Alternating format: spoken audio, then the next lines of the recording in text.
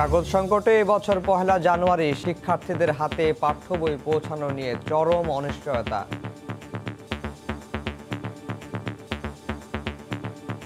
অন্যান্য বছর রাত দিন 24 ঘন্টা কাজ করি, এবার আপনার 5টার মধ্যে আপনার বন্ধ হয়ে যায় কাজ, কাগজ নাই। টাইম মতো এবার বই পাবে না এই কাগজের জন্য। নভেম্বর অক্টোবরের শেষ, নভেম্বরের শুরু দিক দিয়ে আমরা 50% প্লাস বই ডেলিভারি উপজেলায় পর্যায়ে দিয়ে দিই। এই বছর আমরা দিছি হয়তো 10%। বই বিতরণে অব্যবস্থাপনার শঙ্কা, পাওয়া যায়নি অনেক বইয়ের পাণ্ডুলিপিও। 4 কোটি কোমলমতি শিশু সময় মতো বই পাচ্ছে না, এটা নিশ্চিত আমার ধারণা মতো সর্বকালের সর্ববৃহৎ সংকট দেখা দেবে। 11টি বইয়ের পরিমার্জন করছিলাম, কিছু কিছু জায়গায় পরিবর্তন আসছিল। তার মানে এটার দেরির কারণেই যে তার পুরো বই ছাপানো বন্ধ আছে তা কিন্তু নয়। দেখছিলেন বিশেষ শিরোনাম সকালের সময়ে, সঙ্গে আছে আমি আফজাল হোসেন। এবার অন্যান্য শীর্ষ সংবাদ। করোনায় দেশে ফেরা প্রবাসীদের 4 ভাগের 3 ভাগই আর্থিক ক্ষতির শিকার। গড়ে খুইয়েছেন 2 লাখ টাকা, বাড়ছে ঋণের বোঝা। ত্রুটিপূর্ণ নির্মাণের কারণে প্রতি বছরই ভাঙছে ফেনীর মুহুরী, কহুয়া, সিলোনিয়া নদীর 2 তীরের বাঁধ। বন্যা থেকে স্থায়ী রেহাই চান এলাকাবাসী। মৌসুমের শুরুতেই কক্সবাজারে বেড়েছে পর্যটক সমাগম, ব্যবসায়ী চাঙ্গা ভাব। করোনার দ্বিতীয় ঢেউ মোকাবেলায় প্রস্তুতির আশ্বাস প্রশাসনের। এবং মার্কিন নির্বাচনের শেষ মুহূর্তের গণসংযোগেও ট্রাম্প বাইডেন বাগযুদ্ধ। রেকর্ড আগাম ভোটে জমজমাট নির্বাচনী আমেজ।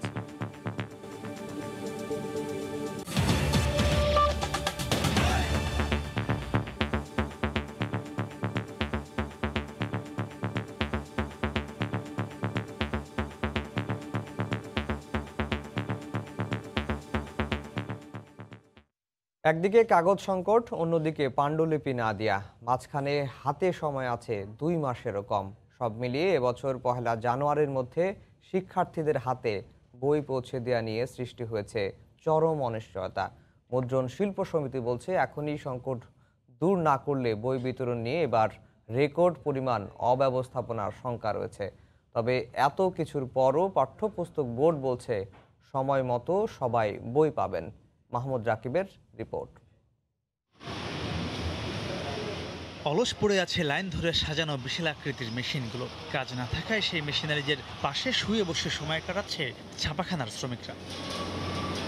রাজধানীর পার্শ্ববর্তী ডেমরার মাতুয়াইলে বেশিরভাগ সরকারি পাঠ্য বই ছাপাখানার চিত্র এখন এমনই। 2-1টি প্রেসে বই ছাপানো ও বাধাইয়ের কাজ চললেও তা যৎসামান্য। শ্রমিক কর্মকর্তা ও মালিকরা বলছেন, অগ্রিম টাকা নিয়েও পেপার মিলগুলো চাহিদা ও চুক্তি অনুযায়ী কাগজ না দেয়ায় তারা বই প্রিন্ট দিতে পারছেন না। অন্যান্য বছর রাত দিন 24 ঘন্টা কাজ করি, এবার আপনার 5টার মধ্যে আপনার বন্ধ হয়ে যায় কাজ, কাগজ নাই। টাইম মতো এবার বই পাবে না এই কাগজের জন্য। 4টা তো চলেই না, 2টা মেশিন চলে, এই 2টা মেশিনও বন্ধ করে দিতে হবে, কাগজ নাই। অন্যান্য বছরের তুলনায় 3 ভাগের 1 ভাগ কাজও এখনো সম্পন্ন হয়নি বলেও জানান তারা। এই যে টাইমটা নভেম্বর অক্টোবরের শেষ, নভেম্বরের শুরু দিক দিয়ে আমরা 50% প্লাস বই ডেলিভারি উপজেলায় পর্যায়ে দিয়ে দিই। এই বছর আমরা দিছি হয়তো 10%। এবছর তো সবেমাত্র কাজই শুরু হয়েছে সবেমাত্র। মুদ্রণ শিল্প সমিতি বলছে, পাঠ্যপুস্তক বোর্ড 12টি বইয়ের পাণ্ডুলিপি ও কয়েকটি বইয়ের কাভার পেপারে এখনও দেয়নি। সব মিলিয়ে এবার সময় মতো ঘরে ঘরে বই পৌঁছে দেওয়া অসম্ভব বলে জানায় তারা। প্রায় 80% কাজ 8 থেকে 10টা প্রতিষ্ঠানের নিয়ন্ত্রণে চলে গেছে। এদের একজন ফেল করার অর্থ হলো একটা বিভাগ বই পাবে না। এখন পর্যন্ত আমরা মাধ্যমিক স্তরের 12টা বইয়ের পাণ্ডুলিপির সিডি পাই নাই। ছবিগুলো দিতে যথেষ্ট বিলম্ব করছে। 4 কোটি কোমলমতি শিশু সময় মতো বই পাচ্ছে না, এটা নিশ্চিত আমার ধারণা মতো সর্বকালের সর্ববৃহৎ সংকট দেখা দেবে। কাগজের সংকট দেখার দায়িত্ব তাদের নয় জানিয়ে পাঠ্যপুস্তক বোর্ডের চেয়ারম্যান পাণ্ডুলিপি দেয়া না দেয়া নিয়ে 2 ধরনের বক্তব্য দিলেন। 11টি বইয়ের পরিমার্জন করছিলাম, কিছু কিছু জায়গায় পরিবর্তন আসছিল। তার মানে এটার দেরির কারণেই যে তার পুরো বই ছাপানো বন্ধ আছে তা কিন্তু নয়। না, 2 ধরনের হয় নাই। আমরা অলরেডি এই পাণ্ডুলিপিগুলো দিয়ে দিয়েছি। 31শে ডিসেম্বর মধ্যে প্রাইমারি এবং মাধ্যমিক সকল স্তরের পাঠ্যপুস্তক আমরা উপজেলায় পৌঁছাইতে সক্ষম হব। সংশ্লিষ্টরা বলছেন, অন্যান্য বছর নভেম্বরের এই সময়ে এসব জায়গায় লক্ষ লক্ষ নতুন ছাপানো বইয়ের স্তূপ থাকে, কিন্তু এবছর যা পুরোপুরি ফাঁকা। তো তারা বলছেন এই চরম বাস্তবতায় কিভাবে আগামী 1 জানুয়ারি দেশের 4 কোটি শিক্ষার্থীর হাতে হাতে নতুন বই পৌঁছে দেওয়ার কথা এখনো ভাবছেন এনসিটিবির চেয়ারম্যান, তার সঠিক কোনো পন্থা জানেন না তারাও। মাহমুদ রাকিব, সময় সংবাদ, মাতুয়াইল, ঢাকা। কোভিড পরিস্থিতিতে দেশে ফেরা 4 ভাগের 3 ভাগ প্রবাসী শ্রমিকই আর্থিক ক্ষতির শিকার হয়েছেন। গবেষণা প্রতিবেদন বলছে গড়ে একজন প্রবাসীর আর্থিক ক্ষতি হয়েছে প্রায় 2 লাখ টাকা। দেশে ফিরে কিছুদিন গাটের পয়সা খরচ করে চললেও দীর্ঘায়িত করোনাকালে হয়ে গেছেন ঋণগ্রস্ত। অভিবাসী বিশেষজ্ঞরা বলছেন ফেরত আসা শ্রমিকদের পরবর্তী শ্রমবাজারের চাহিদা অনুযায়ী দ্রুত কাজে ফিরতে পদক্ষেপ নিতে হবে সরকারকে। সাজিদ রাজুর রিপোর্ট। সব দিক দিয়ে কোনো দিক দিয়ে মানে সৌদি ফেরত গাজীপুরের বাসিন্দা শাহিন করোনায় বাধ্য হয়ে দেশে ফিরে বেকার। শেষ হয়ে গেছে সঞ্চয়, ধার দেনা করে তাই মরিয়া কাজে ফিরে যেতে। রাস্তার যে ভিখারি, এদের চেয়ে আমরা অসহায় হয়ে গেছি। আমার বাবা টাকা মাকা দিয়ে মানুষের কাছ থেকে সুদে মুদে নিয়ে এখন আপনার দিল ব্যবস্থা করে সুদের উপর দিয়ে টাকা লইছি, আমার হাতে তো নাই পয়সা। প্রবাসী কল্যাণ মন্ত্রণালয়ের হিসেবে করোনায় চাকরি হারানো সহ নানা কারণে গত এপ্রিল থেকে 2,25,582 জন কর্মী দেশে ফেরত এসেছেন। এর মধ্যে নারী কর্মী 25,500। গবেষণা প্রতিষ্ঠান রামরুর হিসেবে গড়ে এক একজন প্রবাসীর আর্থিক ক্ষতি হয়েছে 2.25 লাখ টাকা। 4 মাস থাকতাম, আজকে 9 মাস হয়ে গেছে। কিভাবে মনে করেন এতদিন চলি, সব উল্টা পাল্টা হয়ে গেছে। সবাই আশা আকাঙ্ক্ষা থাকে আমাদের ওপর, কিন্তু সেগুলো তো পূরণ না করতে পারলে মনে করেন যে ভালো না। সংসার সুদের উপর টাকা লই চালাইছিলাম। কোভিড পরবর্তী নতুন পরিস্থিতিতে বিশ্বের বিভিন্ন দেশে তৈরি হবে জনশক্তির চাহিদা। সেটি মাথায় রেখে দেশে ফেরত আসা প্রবাসীদের পাঠানোর পরামর্শ বিশেষজ্ঞদের। যে দেশগুলোর সুযোগ অলরেডি তৈরি হওয়ার সম্ভাবনা রয়েছে সেগুলোকে ইমিডিয়েট একটা প্ল্যানের মধ্যে আনা, ডেটাবেস ধরে এটার একটা স্পেশাল টিম করে এটাকে মনিটর করা এবং এই মেসেজগুলো যারা যাবে ওই ফ্যামিলিগুলোর কাছে আসলে পৌঁছানো খুব জরুরি। ইমিডিয়েটলি আমাকে ওয়ার্কারগুলোকে ক্যাটাগরাইজ করতে হবে। রিটার্নিং মাইগ্রেন্টদের ডাটা যদি সরকার নিয়ে থাকে, যদি কোন কোন সেক্টরকে তারা কাজ করেছে সেটার হিস্ট্রি যদি নিয়ে থাকে, কী কী স্কিল ডেভেলপ করেছে হিস্ট্রি নিয়ে থাকে, তাহলে আমার মনে হয় এমবিসির মাধ্যমে এমপ্লয়ারদের সাথে কন্ট্যাক্ট করে কিন্তু আপনার এগুলোকে দরবার করতে পারে। বিদেশে অবস্থিত বাংলাদেশি দূতাবাস পররাষ্ট্র মন্ত্রণালয়কে সঙ্গে নিয়ে প্রবাসী কল্যাণ মন্ত্রণালয়কে দ্রুত ও দৃশ্যমান পদক্ষেপ নেওয়ার পরামর্শ তাদের। সাজিদ রাজু, সময় সংবাদ, ঢাকা। সকালের সময়ে আরো থাকছে। সম্পূর্ণ চোখ না তুলেই সংগ্রহ করা কর্নিয়ায় দূর হয় অন্ধত্ব, ভ্রান্তি আর কুসংস্কারী বাধা, সচেতনতার পাশাপাশি আইন সংস্কারের তাগিদ। ত্রুটিপূর্ণ হওয়ায় নির্মাণের পর থেকেই ফেনীর মুহুরী, কহুয়া ও সিলোনিয়া নদীর 2 তীরের বন্যা নিয়ন্ত্রণ বাঁধের একাধিক স্থানে প্রতি বছরই দেখা দেয় ভাঙন।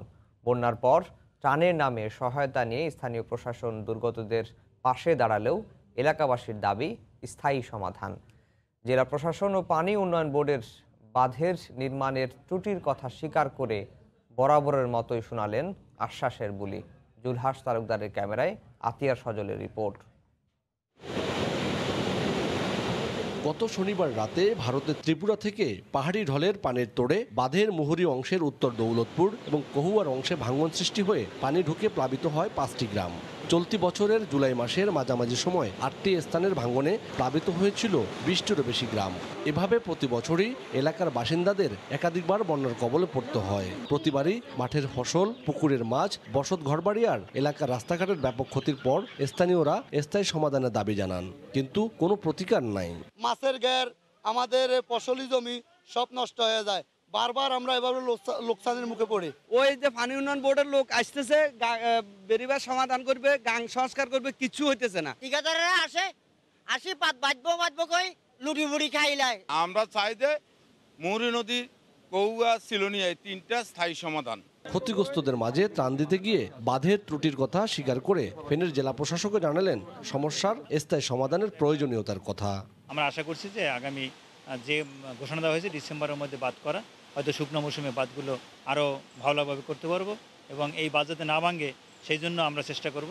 বরাবরের মতো এবারও স্থায়ী সমাধানে বাঁধের ত্রুটি সারিয়ে পুনর্নির্মাণে দ্রুত কাজ করার আশ্বাস দিয়েছে পানি উন্নয়ন বোর্ড। এটা একটা বিস্তারিত সমীক্ষা প্রয়োজন। আমরা সমীক্ষা কাজ গত 1 বছর থেকেই চালিয়ে যাচ্ছি।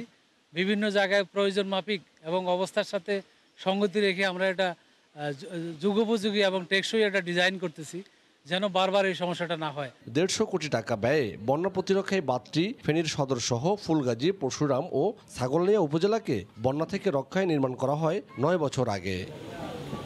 আতিয়াস সজল, সময় সংবাদ, ফেনী।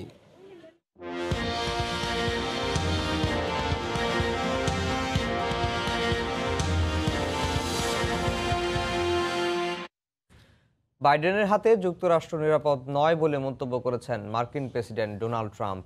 অন্যদিকে রিপাবলিকানদের বিদায়ের ঘণ্টা বাজছে বলে দাবি করলেন ডেমোক্র্যাট প্রার্থী জো বাইডেন। 3রা নভেম্বরের নির্বাচন সামনে রেখে শেষ মুহূর্তের প্রচারণায় ভোটারদের মন জয় করতে দুই প্রার্থীই ব্যস্ত সময় পার করছেন।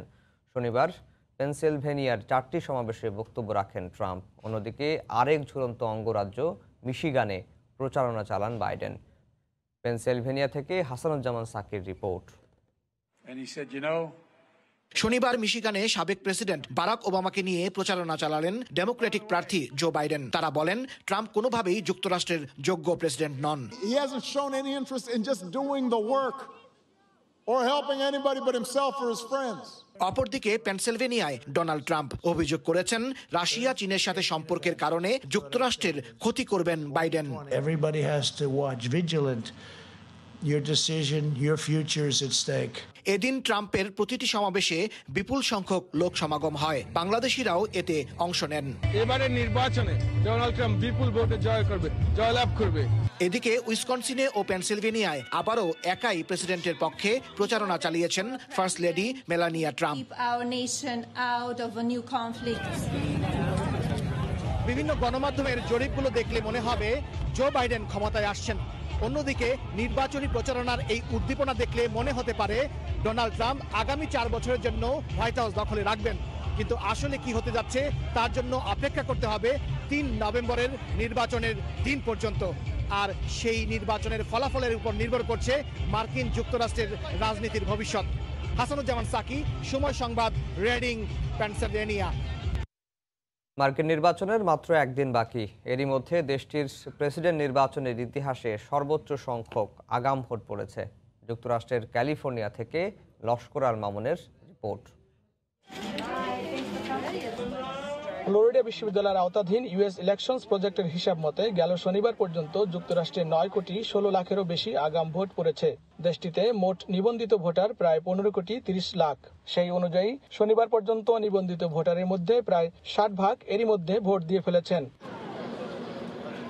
বার্তা সংস্থা রয়টার্সের প্রতিবেদনে বলা হয় এবারের নির্বাচনে আগাম ভোট দেওয়ার হার আগের সব রেকর্ড ছাড়িয়ে গেছে। করোনা পরিস্থিতিকেই এর প্রধান কারণ মনে করা হচ্ছে। মহামারীর কারণে ভোটের দিন কেন্দ্রে ভিড় এড়াতে অঙ্গরাজ্যগুলো এবার আগাম ভোটের সুবিধা দিয়েছে। করোনার কারণে বাইডেন ও তার প্রচার শিবির শুরু থেকেই আগাম ও ডাকযোগে ভোটের পরিসর বাড়ানোর দাবি জানায়। অঙ্গরাজ্যগুলো এতে সাড়াও দেয়। যদিও প্রেসিডেন্ট ডোনাল্ড ট্রাম্প কোনো প্রকার প্রমাণ ছাড়াই আগাম ও ডাকযোগে ভোট জালিয়াতির আশঙ্কা প্রকাশ করেন। এদিকে 3রা নভেম্বর যুক্তরাষ্ট্রের প্রেসিডেন্ট নির্বাচনের রাতে ডেমোক্র্যাট দলীয় প্রেসিডেন্ট পদপ্রার্থী জো বাইডেন ডেলাওয়্যার অঙ্গরাজ্যের উইলমিংটন নগরীর চেজ সেন্টার থেকে বক্তব্য দেবেন। তবে সে রাতে ট্রাম্প হোটেলে কিংবা হোয়াইট হাউসে থাকবেন সে বিষয়ে এখনো নিশ্চিত হতে পারেননি রিপাবলিকান শিবির। করোনা সতর্কতার কারণে ওয়াশিংটন ডিসিতে সমাবেশের উপর নিষেধাজ্ঞা থাকলেও ট্রাম্প প্রচার শিবির থেকে ওয়াশিংটন ডিসিতে তার সমর্থকদের উপস্থিত থাকতে আমন্ত্রণ জানানো হয়েছে। শেষ মুহূর্তের নির্বাচনে দুভাগে বিভক্ত হয়েছে পুরো দেশ, ট্রাম্প শিবির এবং বাইডেন শিবির। ভোটারদের মন জয় করে শেষ পর্যন্ত কে হাসবেন শেষ হাসি তা দেখার অপেক্ষায় পুরো বিশ্ববাসী। লস্কর আল মামুন, সময় সংবাদ, হলিউড, ক্যালিফোর্নিয়া। বিশ্বব্যাপী করোনায় রোববার একদিনে 4,36,000-এর বেশি মানুষ আক্রান্ত হয়েছেন। মারা গেছেন 5,300 জন। এর মধ্যে যুক্তরাষ্ট্রে আক্রান্ত সর্বাধিক 71,000। এরপরই রয়েছে ফ্রান্সের অবস্থান। ইউরোপে দ্বিতীয় ঢেউয়ে ফ্রান্সে 46,000-এর বেশি মানুষ একদিনে শনাক্ত হয়েছেন। ইতালিতে আক্রান্ত হয়েছেন প্রায় 30,000। যুক্তরাজ্যে শনাক্ত প্রায় 23,000। ইউরোপের অন্যান্য দেশেও সংক্রমণ বাড়ছে। এশিয়ার মধ্যে ভারতের করোনার ঊর্ধ্বগতি নামছেই না। এদিকে বিশ্ব স্বাস্থ্য সংস্থার প্রধান টেড্রোস অ্যাদনম জানিয়েছেন তিনি করোনা পজিটিভ রোগীর সংস্পর্শে এসেছিলেন। এতে তিনি আক্রান্ত হওয়ার ঝুঁকিতে থাকলেও আপাতত কোনো উপসর্গ দেখা যাচ্ছে না।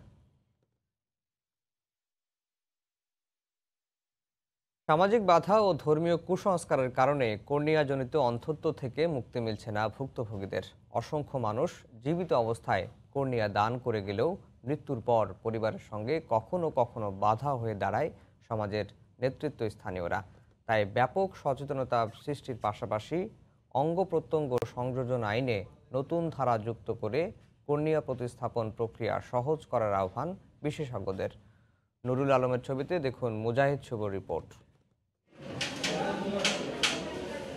মরণোত্তর দান করা দুটি কর্নিয়ায় ২০ বছরের অন্ধত্ব ঘুচেছে মেডিকেল অ্যাটেন্ডেন্ট মনিকা বেগমের। চোখের আলো ফিরে পাওয়ার পর থেকেই চক্ষু রোগে আক্রান্তদের সেবায় নিয়োজিত রেখেছেন নিজেকে। চোখের আলোর যোগানদাতাদের আত্মার শান্তি কামনায় বিভোর এখন মনিকা বেগম। এই মহৎ ব্যক্তি দুইজনের জন্য আজকে আমি পৃথিবীর আলো দেখতেছি। এটা যে আমার জন্য কতটুকু পাওয়া সেটা একমাত্র আমিই বুঝতে পারতেছি। গত ৩ যুগে বিনামূল্যে মাত্র ৩৫০০ কর্নিয়া প্রতিস্থাপন করতে পেরেছে সন্ধানী জাতীয় চক্ষুদান সমিতি। অন্যদিকে প্রায় ১ যুগে ১৯০০ মানুষের চোখের আলো ফিরিয়ে দিয়েছে ইস্পাহানি ইসলামিয়া হাসপাতাল, যেখানে প্রতিটির প্রতিস্থাপন ব্যয় ৪০,০০০ টাকা। মৃত্যুর মাত্র ৬ ঘন্টার মধ্যে সংগৃহীত কর্নিয়া কার্যকরী হওয়ায় বিদ্যমান আইনে নতুন ধারা যুক্ত করার পরামর্শ সন্ধানী জাতীয় চক্ষুদান সমিতির। যিনি প্লেস করে যাবেন তার চোখ অবশ্যই যাতে করে গ্রাফট হয় সেই বিষয়টা সরকারের একটা আইনের মাধ্যমে তদারকির মাধ্যমে করতে পারে। আরেকটা জিনিস সরকার করা উচিত ছিল মর্গে যে রোগীগুলো যাবে এই রোগীগুলোর থেকে আমরা যাতে কর্নিয়া সংগ্রহ করতে পারি। মৃতের সম্পূর্ণ চোখ তুলে নেওয়া হয় এমন ভ্রান্তি ছড়িয়ে থাকায় অনেকেই ভয় পান মরণোত্তর চক্ষুদানে। এছাড়াও কেউ চোখ দান করে গেলেও মারা যাবার পর পরিবার রাজি হয় না কোনোভাবেই। তাই রক্তদানের মতো ব্যাপক জনসচেতনতার প্রয়োজনীয়তার কথা বলছেন বিশেষজ্ঞরা। অনেকেই ভাবতেছে যে হয়তো আমরা সম্পূর্ণ চোখটা উঠে নিয়েছি, মানে ডিসফিগার করে দিচ্ছি, তা কিন্তু করি না। শুধুমাত্র সামনের একটু পর্দা নেই, নেওয়ার পরে আমরা আবার ওটাকে ক্লোজ করে দেই। আমাদের মাসে খুব বেশি হলে 30টা কর্নিয়া সংযোজন হয়, কিন্তু পেশেন্টের লিস্ট অনেক বেশি। বাংলাদেশ থেকে মরণোত্তর চক্ষুদানের মাধ্যমে তেমন একটা কর্নিয়া পাচ্ছি না। আমাদেরকে নির্ভর করতে হচ্ছে আমেরিকার সাহায্যের জন্য। ভিশন শেয়ার আমাদের হেল্প করছে। ধরে নেওয়া হয় দেশে ৫ লক্ষাধিক মানুষ কর্নিয়াজনিত অন্ধত্বের শিকার এবং নতুন করে এই তালিকায় যুক্ত হচ্ছে হাজার হাজার মানুষ প্রতি বছরেই। এই বিপুল সংখ্যক মানুষের চোখের আলো ফেরাতে একমাত্র বিকল্প মরণোত্তর চক্ষুদান। মুজাহিদ শুভ, সময় সংবাদ, ঢাকা। পর্যটন মৌসুমের শুরুতেই কক্সবাজারে পর্যটকের আনাগোনা বেড়েছে। ফলে করোনা পরিস্থিতির মাঝেও বার্মিজ দোকান থেকে শুরু করে হোটেল মোটেল সবখানে পর্যটন ব্যবসায় ফিরেছে চাঙ্গা ভাব। আর পর্যটকরাও স্বাচ্ছন্দ্যে ঘুরতে পেরে দারুণ খুশি। প্রশাসন জানিয়েছে করোনার দ্বিতীয় ধাপ মোকাবেলায় সৈকতে ক্যাম্পেইন সহ নানা প্রস্তুতি নেওয়া হয়েছে। আরও জানাচ্ছেন সুজাউদ্দিন রুবেল। বিশ্বের দীর্ঘতম সমুদ্র সৈকত কক্সবাজার। পর্যটন মৌসুমের শুরুতেই সৈকতের এই শহরে বাড়ছে পর্যটকের আগমন।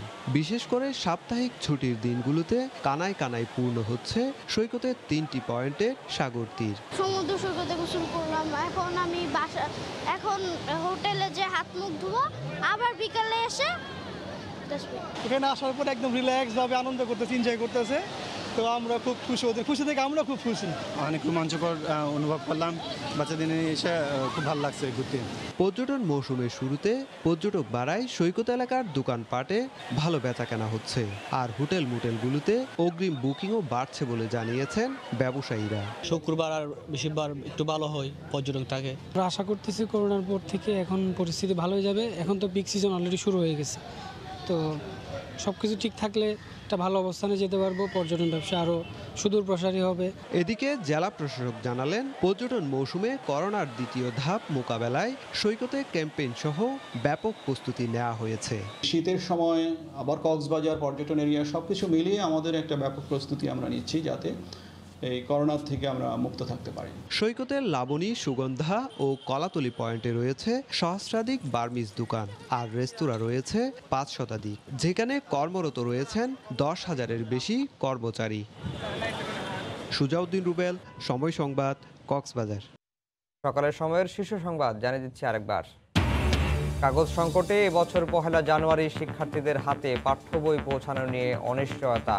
বিতরণে অব্যবস্থাপনার শঙ্কা, পাওয়া যায়নি অনেক বইয়ের পাণ্ডুলিপিও। এবং মার্কিন নির্বাচনের শেষ মুহূর্তের গণসংযোগেও ট্রাম্প বাইডেন বাগযুদ্ধ, রেকর্ড আগাম ভোটে জমজমাট নির্বাচনী আমেজ।